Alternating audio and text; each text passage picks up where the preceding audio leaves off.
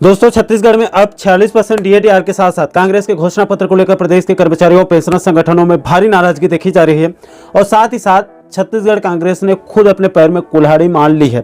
इन्हीं सभी मुद्दों के बारे में हम इस वीडियो के अंदर बात करेंगे, इसलिए दोस्तों आप इस वीडियो को अंत तक जरूर देखिए और इस महत्वपूर्ण मुद्दे को अच्छे से समझने की कोशिश कीजिए। नमस्कार दोस्तों, मैं हूं आपका दोस्त लोकेश साहू और आप देख रहे हैं लोकेश छत्तीसगढ़िया यूट्यूब चैनल। आप सभी साथियों का हमारे इस चैनल पर बहुत बहुत स्वागत है।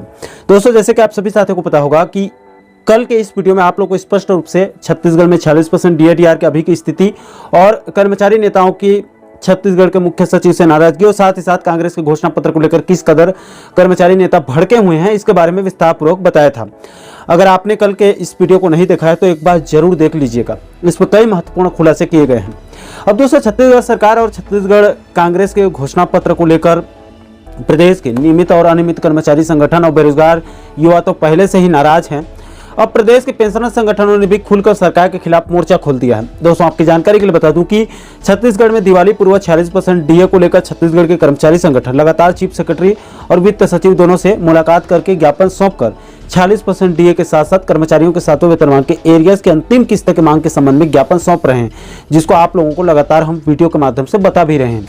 इसके अलावा दोस्तों छत्तीसगढ़ पेंशनर्स भी लगातार मुख्य सचिव और वित्त सचिव से मुलाकात करके बुजुर्ग पेंशनर्स के लिए भी निर्वाचन आयोग से अनुमति लेकर 46% डीआर यानी कि महंगाई राहत देने की मांग कर रहे हैं। दोस्तों इसी कड़ी में कल रात को भारतीय राज्य पेंशनर्स महासंघ छत्तीसगढ़ के द्वारा उनके प्रांत अध्यक्ष वीरेंद्र नामदेव सर ने दो अलग अलग प्रेस विज्ञप्ति जारी करके सरकार और कांग्रेस के घोषणा पत्र पर खुलकर अपनी नाराजगी व्यक्त किया है। दोस्तों एक प्रेस विज्ञप्ति में पेंशनर्स महासंघ ने छत्तीसगढ़ पेंशनर्स के लिए केंद्र के समान 46% महंगाई राहत देने की मांग की है और उसके साथ साथ उन्होंने बीते 5 सालों में सरकार के द्वारा पेंशनर्स के महंगाई राहत के एरियर्स को दबाने के लिए सरकार पर जमकर बरसे और साथ ही साथ डीएडीआर के मामले में प्रदेश के उच्च अधिकारियों की लापरवाही और बेरुखी को देखते हुए अधिकारियों के ऊपर बघेल सरकार को हराने के लिए अधिकारियों के ऊपर षड्यंत्र करने का आरोप भी लगाया गया। इसके बाद दोस्तों दूसरे प्रेस विज्ञप्ति में कांग्रेस के घोषणा पत्र पर पेंशनर संगठन जमकर बरसे हैं। दोस्तों कांग्रेस के घोषणा पत्र में इस बार कर्मचारियों और पेंशनर्स के किसी भी मुद्दे को शामिल नहीं किया गया है। उसको लेकर पेंशनर संगठन के नेताओं का साफ साफ कहना है कि कर्मचारियों और पेंशनर्स के लिए भाजपा के संकल्प पत्र में कुछ तो है, लेकिन कांग्रेस के घोषणा पत्र में शब्दहीन सन्नाटा है। इसलिए पेंशनर्स नेताओं के द्वारा छत्तीसगढ़ कांग्रेस से फिर से अलग से और घोषणा पत्र जारी करने की मांग की गई है, जिसमें कर्मचारियों और पेंशनर्स के विभिन्न मुद्दों को शामिल करने की मांग रखी गई है। दोस्तों मैं छत्तीसगढ़ कांग्रेस के घोषणा पत्र को तो आप लोगों को आगे उस पर बात करूंगा, उसको डिटेल से बताऊंगा, लेकिन उससे पहले थोड़ा सा डीएडीआर पर बात करना जरूरी है। दोस्तों इस चुनाव में बघेल सरकार के पास इस विधानसभा चुनाव में कर्मचारियों और पेंशनर्स के दिल जीतने का और उनके पूरे परिवार का वोट लेने का इतना बड़ा मौका कांग्रेस को शायद ही और कभी मिल पाएगा। देखिए दोस्तों यहाँ पर ध्यान से समझने वाली बात है, जिस हिसाब से राजस्थान के अशोक गहलोत सरकार ने दिमाग लगाया, बघेल सरकार चुक गई। गहलोत सरकार ने ठीक दिवाली से पहले निर्वाचन आयोग से अनुमति लेकर केंद्र के समान 46% डीएडीआर वृद्धि किया। उसको राजस्थान के कर्मचारियों पेंशनर्स का पूरा परिवार कभी जीवन में नहीं भूल पाएगा। और इससे पहले भी अशोक गहलोत सरकार ने बीते 5 सालों में कर्मचारियों पेंशनर्स के लिए जो काम किया है उसका निश्चित रूप से राजस्थान के कर्मचारियों पेंशनर्स परिवारों का आशीर्वाद राजस्थान सरकार को यानी गहलोत सरकार को जरूर मिलेगा। बिल्कुल इसी प्रकार का अवसर जो है वो अभी बघेल सरकार के पास भी था। देखिए दोस्तों छत्तीसगढ़ में भी 7 नवंबर और 17 नवंबर को 2 चरणों में चुनाव होने हैं, जिसका पहला चरण कल 7 नवंबर को संपन्न हो चुका है और इसके ठीक बीचों बीच में 12 नवंबर को दिवाली पर्व है। और बघेल सरकार चाहती तो राजस्थान के तर्ज पर अपने चीफ सेक्रेटरी को बोलकर चीफ सेक्रेटरी के माध्यम से निर्वाचन आयोग से अनुमति लेकर 6 नवंबर से पहले छत्तीसगढ़ में 1 जुलाई 2023 से एरिया सहित 46% डीएडीआर का ऐलान कर देना था और दिवाली से पहले इसका वित्त विभाग से आदेश जारी करवा देना था। दोस्तों आप यकीन मानिए कि अभी सामने में चुनाव है और ठीक चुनाव से पहले कर्मचारियों पेंशनर्स को केंद्र के समान 46% डीएडीआर वो भी जुलाई से एरिया सहित मिल जाता तो इसका सीधा लाभ कांग्रेस को इस विधानसभा चुनाव में मिलना तय था, लेकिन इस सरकार के द्वारा इस सुनहरा अवसर को लात मार दिया गया।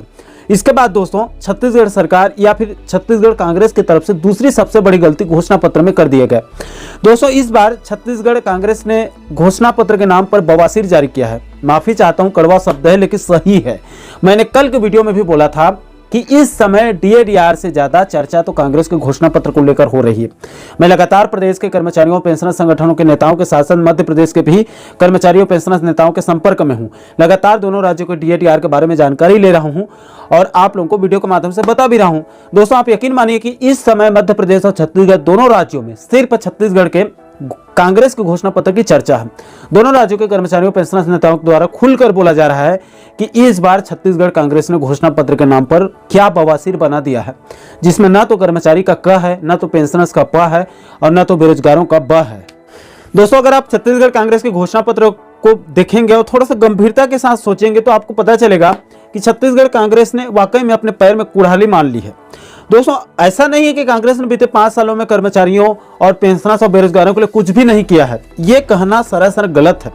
जो लोग प्रदेश के मुद्दों पर इंटरेस्ट लेते हैं या फिर जो राजनीतिक विश्लेषक हैं, उनको भी अच्छे से पता होगा कि कांग्रेस ने प्रदेश के कर्मचारियों के लिए पुरानी पेंशन योजना लागू किया, जो कि कर्मचारियों के लिए सबसे बड़ी सौगात है।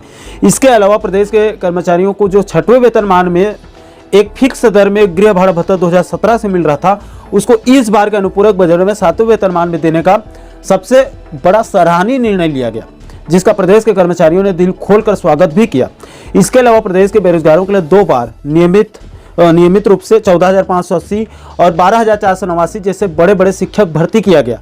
इसलिए दोस्तों, कांग्रेस के इस बार के घोषणा पत्र को देखकर यही कह रहे हैं सब लोग कि जानकारों का यही दावा है कि छत्तीसगढ़ कांग्रेस ने घोषणा पत्र में प्रदेश के कर्मचारियों, पेंशनर्स और बेरोजगारों के मुद्दों को शामिल न करके अपने पैर में कुल्हाड़ी मार लिया है।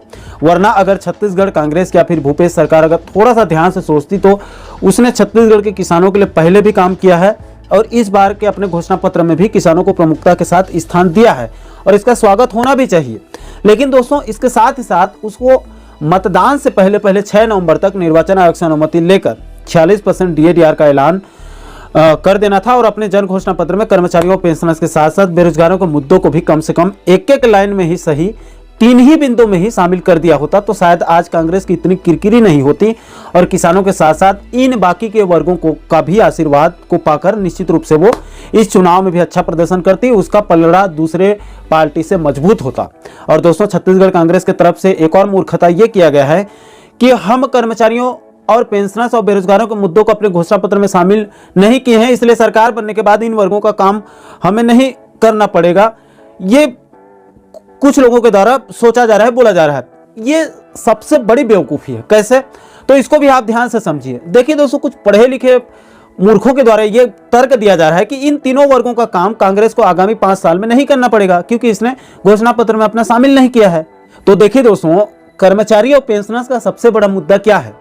वो हर 6 महीने में एक बार डीए-डीआर यानी कि साल में 2 बार डीए-डीआर देना है। ये सबसे बड़ा मुद्दा है। इसके अलावा और भी मुद्दे हैं, लेकिन ये सबसे बड़ा मुद्दा है। और दोस्तों, किसी भी पार्टी की सरकार बनेगी तो उसको केंद्र के ऐलान के बाद छत्तीसगढ़ के कर्मचारियों और पेंशनर्स को डीए-डीआर तो देना ही होगा। ज्यादा से ज्यादा आप एरियाज को डकार सकते हो, इससे ज्यादा आप कुछ नहीं कर सकते। आपको देर सवेरे डीए-डीआर देना ही है। इसके अलावा अगर हम बेरोजगारों की बात करें तो प्रदेश के सभी विभागों में जितने भी पद रिक्त होंगे उसको 50% पद में प्रमोशन देना है और 50% पद को सीधी भर्ती से भरना है। इसके अलावा 57,000 से ज़्यादा पद तो सिर्फ शिक्षक भर्ती के एक मुश्त पद खाली हैं। तो इन पदों को तो आपको बीते 5 सालों में कम से कम नहीं में इसका 20 से 30% पद तो भर्ती करना ही होगा। अगर भर्ती नहीं करोगे तो इधर पुराने कर्मचारी रिटायर्ड हो रहे हैं और विभागों में प्रमोशन प्रक्रिया भी चल रही है।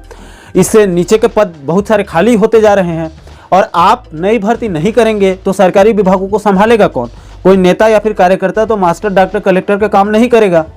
उसके लिए तो आपको प्रदेश के बेरोजगारों, जो शिक्षित बेरोजगार हैं, उनसे उन भर्तियों को पूरा करवाना ही पड़ेगा। इसका मतलब यह हुआ दोस्तों कि किसी भी पार्टी की सरकार बनेगी, कोई भी आदमी अगर मुख्यमंत्री बनेगा तो वो प्रदेश के कर्मचारियों, पेंशनर्स और बेरोजगारों के इन मांगों को तो नहीं चाहने पर भी उसको पूरा करना पड़ेगा, क्योंकि ये एक रूटीन प्रोसेस है, इसको कोई रोक नहीं सकता है। तो भैया, जब आप अपने घोषणा पत्र में शामिल न करके भी कर्मचारियों, पेंशनर्स और बेरोजगारों के इन मुद्दों को अपने जन घोषणा पत्र में शामिल नहीं करके, उनके गालियां खाकर भी, उनका विरोध झेलकर भी और चुनाव में वोट नहीं पाकर भी अगर इन कामों को करना ही पड़ेगा तो प्रभु काहे आप अपने घोषणा पत्र में प्रदेश के कर्मचारियों, पेंशनर्स और बेरोजगारों के मुद्दों को शामिल नहीं करके सबसे बड़ी गलती और गलती से भी बड़ा बेवकूफ़ी कर दिए हो और बैठे बैठाए दूसरे पार्टियों को मुद्दा दे दिए हो।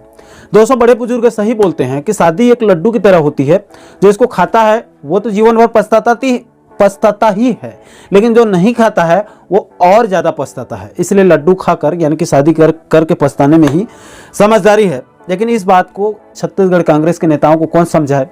अब दोस्तों, इसका कितना नफा नुकसान कांग्रेस को इस चुनाव में होगा या फिर नहीं होगा, ये तो आने वाला वक्त ही बताएगा जब फाइनल रिजल्ट जारी होगा।